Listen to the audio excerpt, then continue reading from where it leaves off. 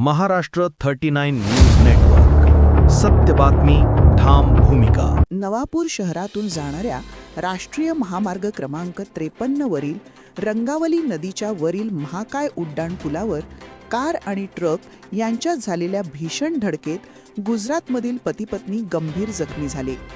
अपघात इतका जबरदस्त होता की कार GJ24 N6407 पूर्णतः चक्काचूर झाली, तर ट्रक TN52 AE 9676 चालक बाजूने दाबला गेला.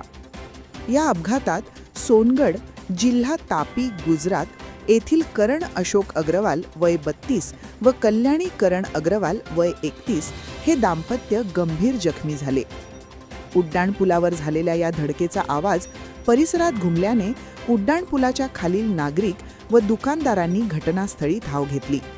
तत्काळ नवापूर पोलीस ठाण्याला माहिती देण्यात आली.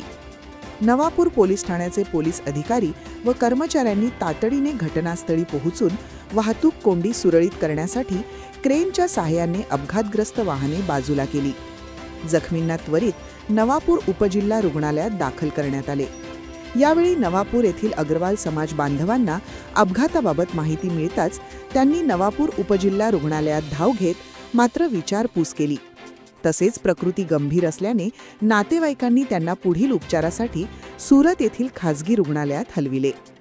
या अपघातामुळे महामार्गावर काही काळ तणावाचे वातावरण निर्माण झाले होते. पुढील तपास नवापूर पोलीस करीत आहेत.